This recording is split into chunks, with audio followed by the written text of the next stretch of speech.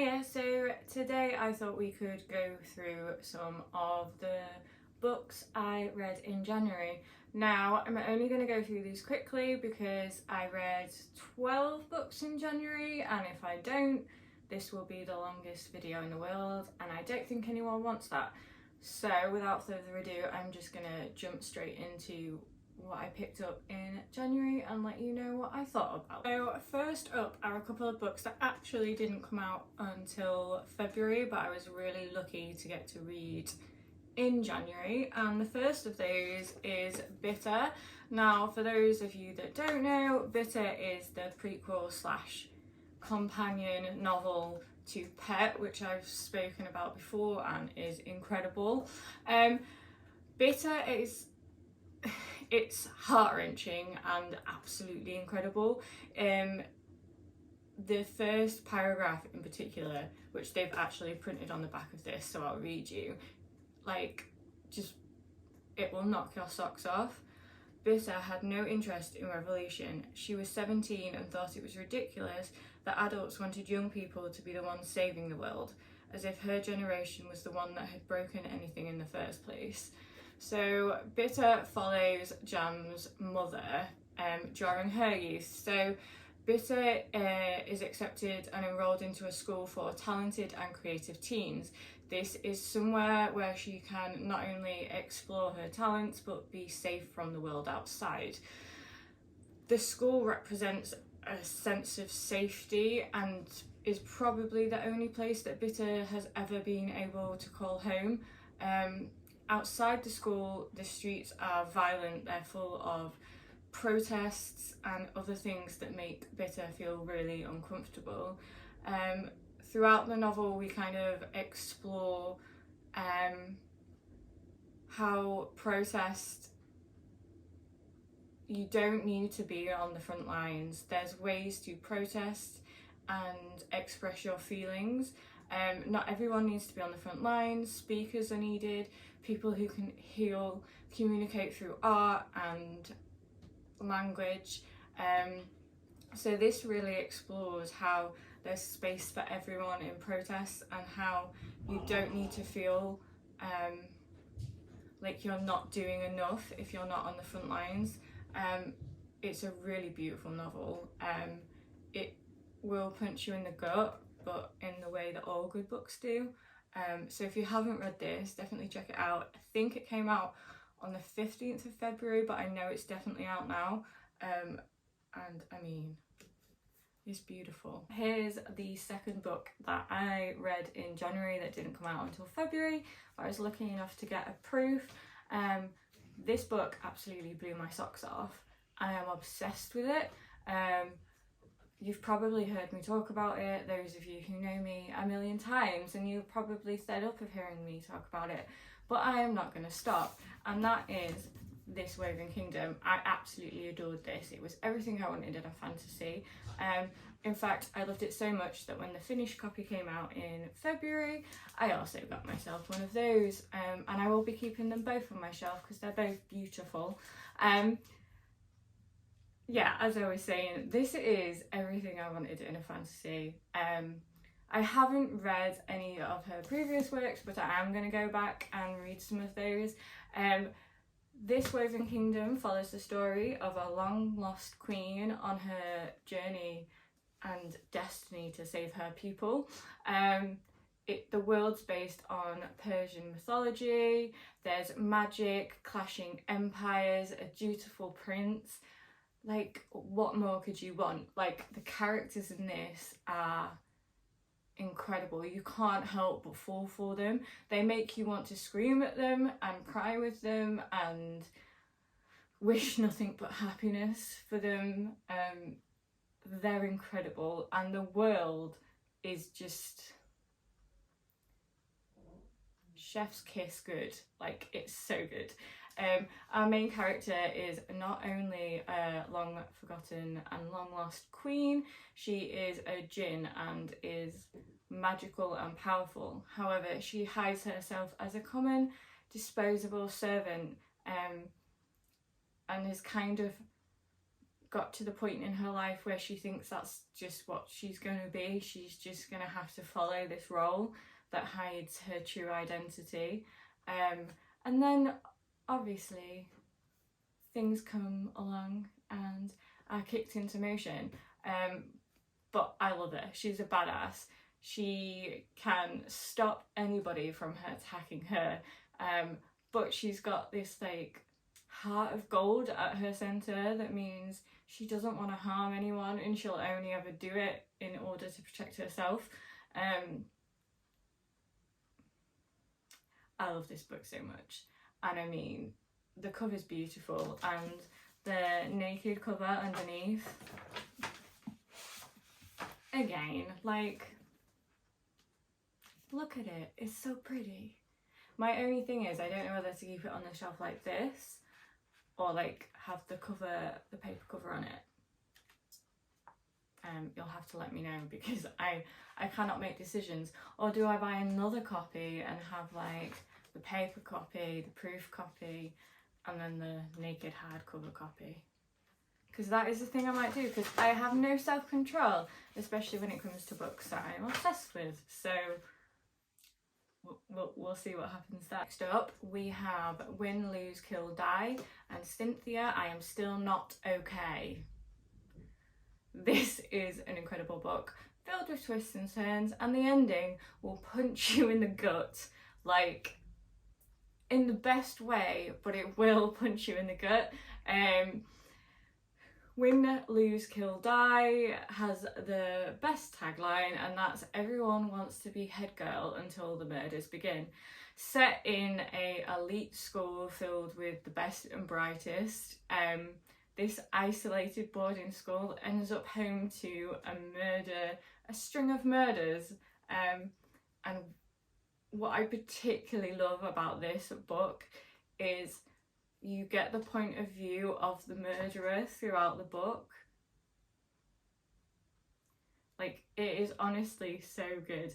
There's secret societies and whispers of a cult. The characters in it are just impeccable, and that is why it just punches you in the gut at the end so badly, like in the best way. But I'm still not okay. The twists and turns will keep you hooked into this book till the very end. It's an incredible book. Like, I wouldn't expect anything else from Cynthia. But if you haven't read this and you love a good murder, and I will never look at Tiger Balm the same way again. I adored this. Like, it's just an amazing thriller. Like, if you love your murders, you're gonna love this, I promise. Then I picked up The Revelry, which came out in January, I believe. It was a tagline that got me, and that was 2 best friends, 1 night, and a curse that will change everything.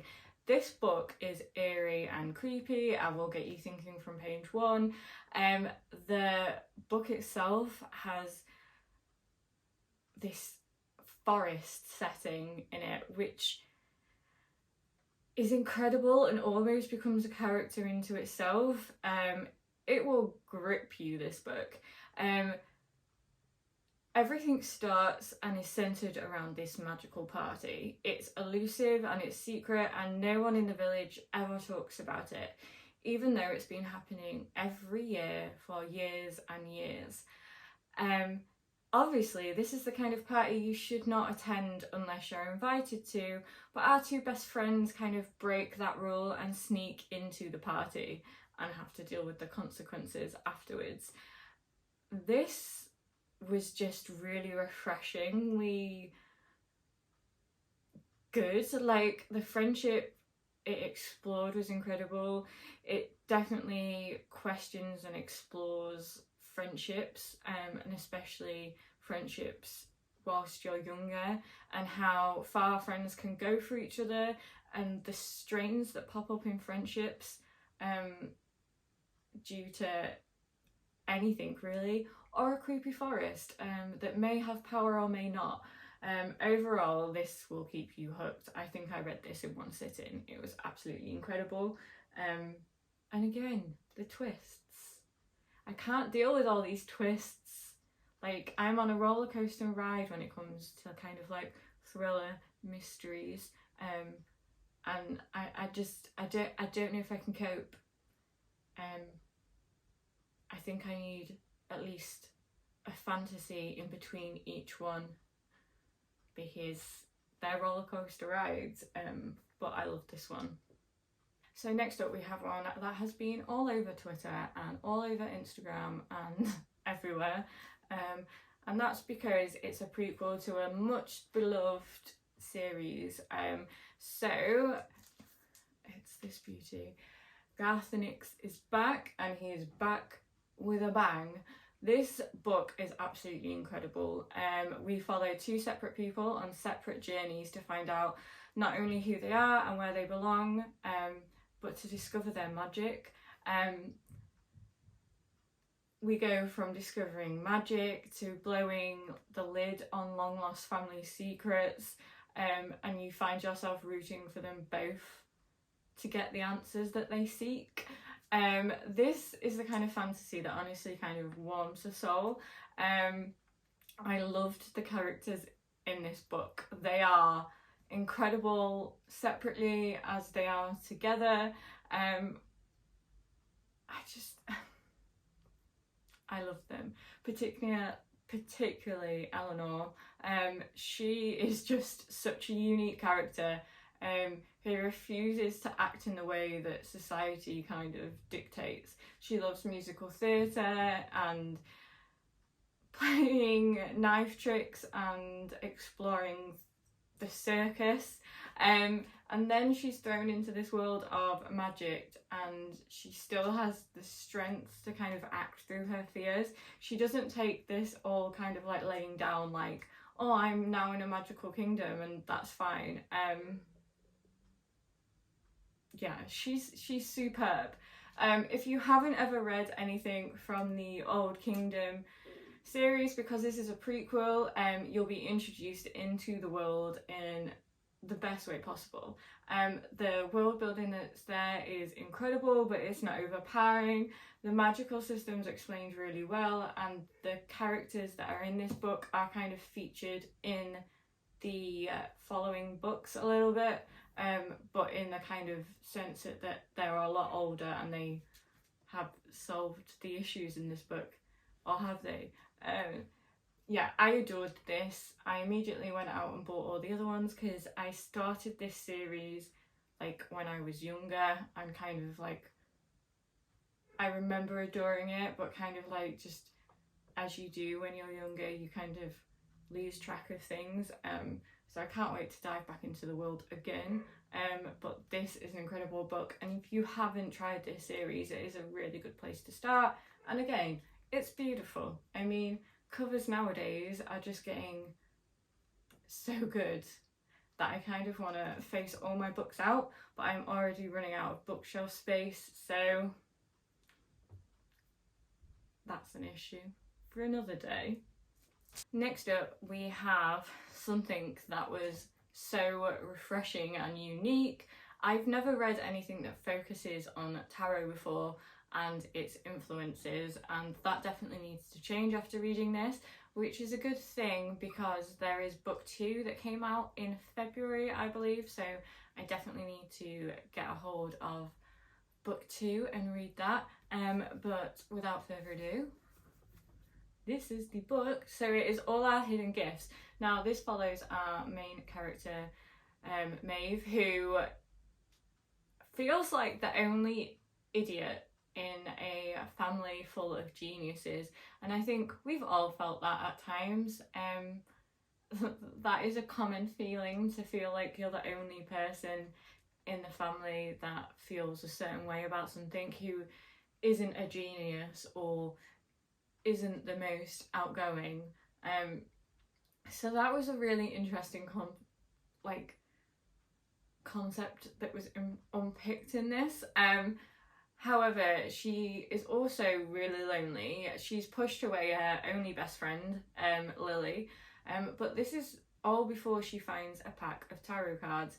And she realizes she's finally found her gift, something that she's capable of doing.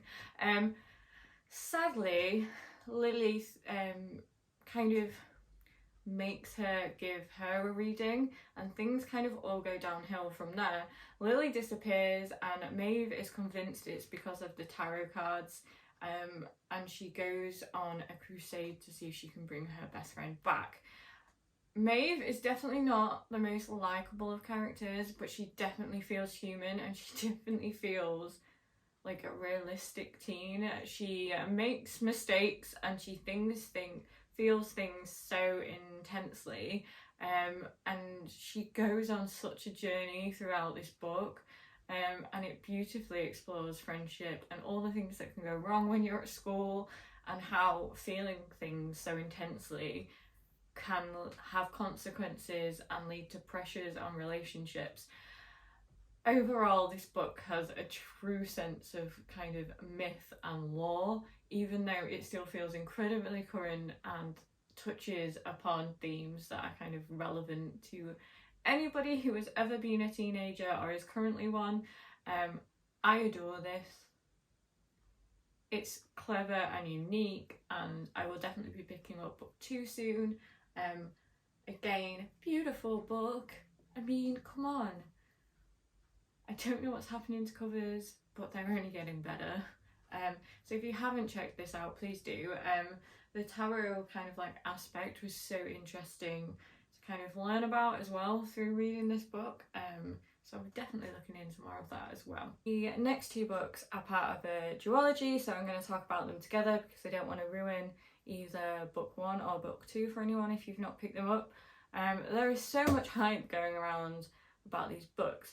However, I wasn't initially sold, but there is a reason for that, and I'll go into that in a second. But the books in question are These Violent Delights and Our Violent Ends Now. I was so wrong about these because I adore them.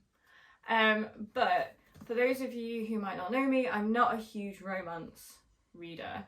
Like, I can read a romance if it's mostly fantasy and it's kind of a secondary kind of plot line in a book, but like soul romance is not usually my thing. But boy, was I wrong. So this is a Romeo and Juliet retelling. However, I think reducing it to merely a Romeo and Juliet retelling is such a disservice to the world that Chloe Gong has created. The world's incredible, the characters, and the plot line. The endings to both of these books hurt me. And I think that's the sign of a great book. If it makes you feel something, it's done its job. So, both of the books are set in 1920s Shanghai. Obviously, we have 2 rival gangs and a blood feud and our main characters. Now, the romance in this is incredibly well done and kind of happens not in 5 minutes like Romeo and Juliet does, but throughout the novels, it's incredible, it's impeccable. Now, there's 1920 Shanghai, incredible characters, fantasy elements. There is a magical, mythical, who knows what kind of monster in these books that will make you squeamish. It's creepy, and our 2 main characters have to kind of come together to see if they can stop this monster, this other force, before it takes the city from them both completely. Set in the 1920s, this has historical influences and explores the conflicts and the interactions and prejudices that happened during that time in China between Western and Eastern individuals. And it was beautifully done and explored, and there's just so many parts to these these books, and they all fit together so well. My only issue is I couldn't wait for the paperback of book 2, because I read book 1, and obviously going into it I was like, oh, I'll get the paperback, and then if I enjoy it I'll get the paperback of book 2 when that finally comes out. However, I could not wait, so I had to get the hardcover, and now I have 2 books that don't match, and that really stresses me out. So I'm either going to have to try and get a hardcover of the first book, or replace this one when the paperback comes out.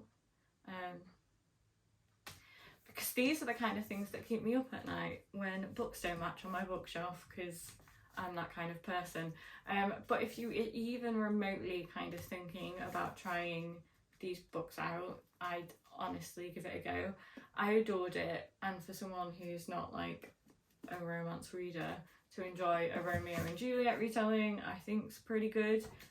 So definitely check these out. I was incredibly lucky to get a proof copy of Clockwork Magus. Now, this was written by a fellow bookseller and is incredible. It's a steampunk fantasy filled with characters that you would die for and become obsessed with. There's secret identities and heists and crimes, all of which are, of course, planned out over tea and scones. This is incredible. Our main character, Ida, I just want to give her a hug, to be honest. She needs a hug. She has 2 lives. By day, she's an unassuming maidservant, and by night, a master thief. And this kind of follows her journey that starts kind of when her 2 friends that she makes interject themselves into her life, and the effect that has on her. I could say so much about this book. It is incredible. If you love Six of Crows and that kind of thing, you're going to adore this. I actually did do an author interview with Emma that's up on this channel, so I'll link that somewhere, so you can go watch that, because I can never talk about it as well as Emma can. But if you haven't checked this out, please do. It's her debut book and it's great. I had such a good reading month in January, and I don't know if I'll ever surpass it. I also finished a series today in January, which was also like a month ago, so you know, confusion all around. And that was book 2 and book 3 of the Rebel of the Sands trilogy. So that was Traitor to the Throne and Hero at the Fall. I loved these. I've spoken about Rebel of the Sands before. I can't remember when I read it. It was a month or so ago, and it just gets better. Like, I adored this. The kind of combat's still there, the magic, the friendships, the rebellion, everything you could want in a YA fantasy is basically in these books, and I don't want to talk too much more on them. Mainly because I know a lot of people that are following me on Instagram and things have picked them up, and I don't want to ruin their reading experience of these, but they're absolutely incredible. If you're looking for kind of like a finished YA fantasy series to stick your teeth into, this is a superb one. Book 1 is actually a little bit shorter than book 2 and 3, but just as incredible. There's gun-wielding bandits and a rebellion and forgotten princes, and it's so good. Might be from a slightly different angle because my tripod just fell over. But yeah, that was all the books that I read in January. I had an incredible reading month. Like, it was honestly one of the best ways to start the year. January is pretty miserable when it came to weather and just the world in general, which is probably why I read 12 books in January.